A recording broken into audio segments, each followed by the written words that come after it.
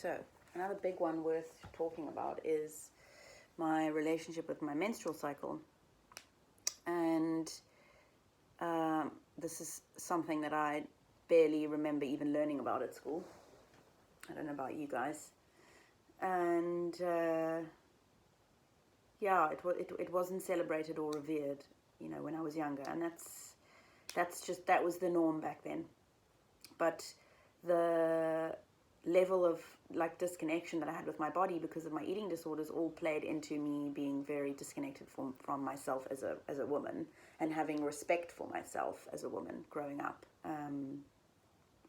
When I came off the pill, I'd been on it for about 12 years and had been prescribed the pill for acne when I was about 16, and I just stayed on it forever and didn't even think there was an issue with it. No one ever gave me any indication that there was.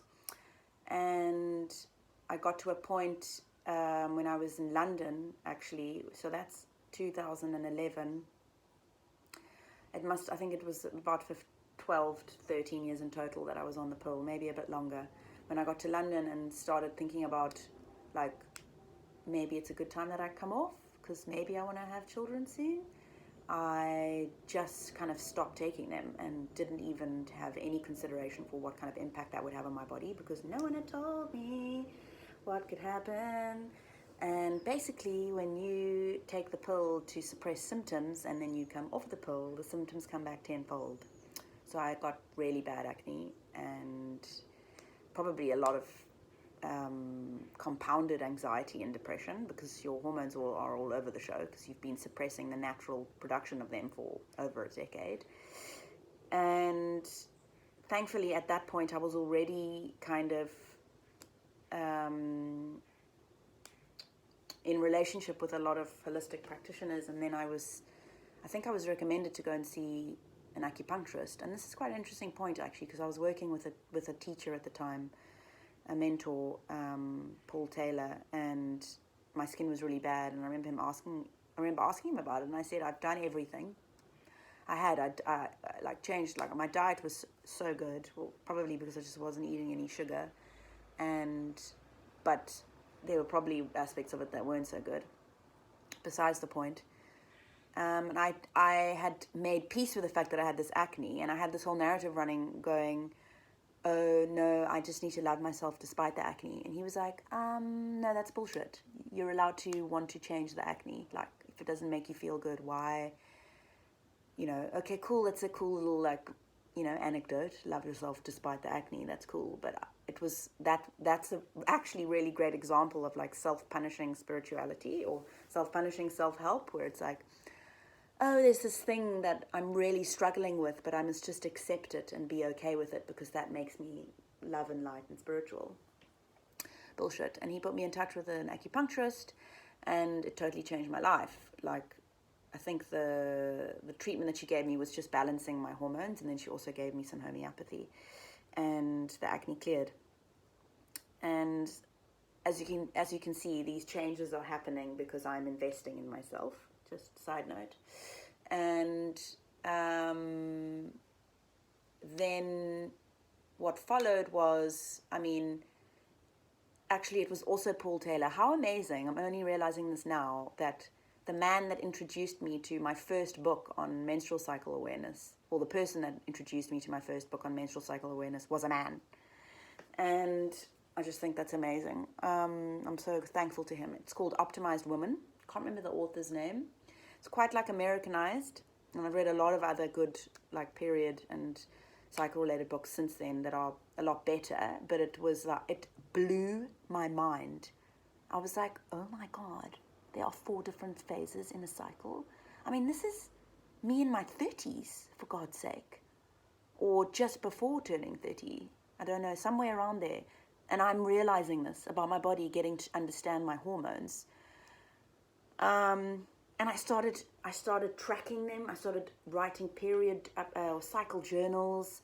This is where all the practice and the ritual comes in. And I know that every single activity, embodied activity and ritual that I did around learning about my cycle and my period and everything related to kind of women's hormonal health since then has got me to where I am now, which is in such an amazing place with my body and 15 weeks pregnant.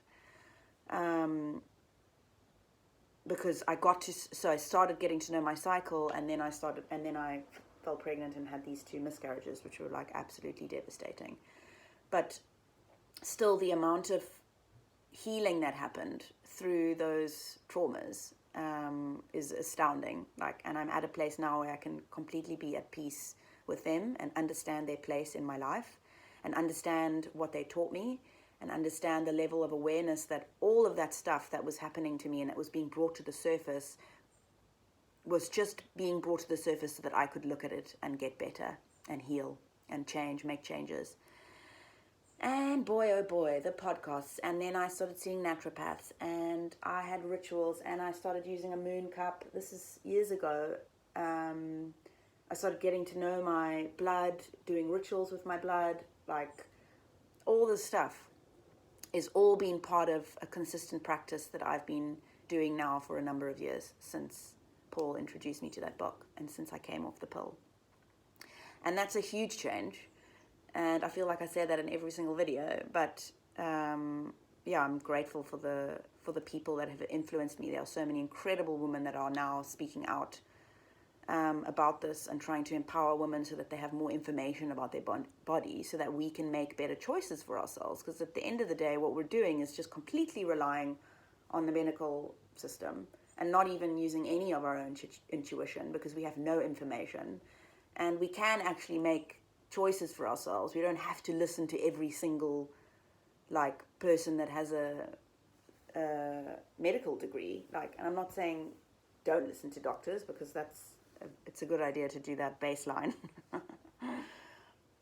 But there are nuances there. It's never black and white. And to be honest, I quite miss my period. I've been thinking about that a lot because I got into such a rhythm, a beautiful rhythm with my cycle where I was allowing myself to rest in my luteal phase and, changing my diet according to where I was in my cycle, and then all the times in the cycle when we're really productive and when I'm creative. And it took a while to understand my relationship to that structure of how a cycle is described. And you can never really describe you can describe a generic cycle, but every woman's going to have very, very personal and unique experience. So I got to know mine.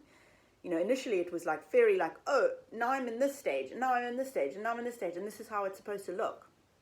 And that's fine. And then it got more flexible. So you can see, is it always with practice and with some kind of change that we're bringing into our lives through embodying a new practice and a new way of being. It starts off being a structure, and then it becomes quite rigid, and then it becomes flexible. And that's when it really the magic starts to happen.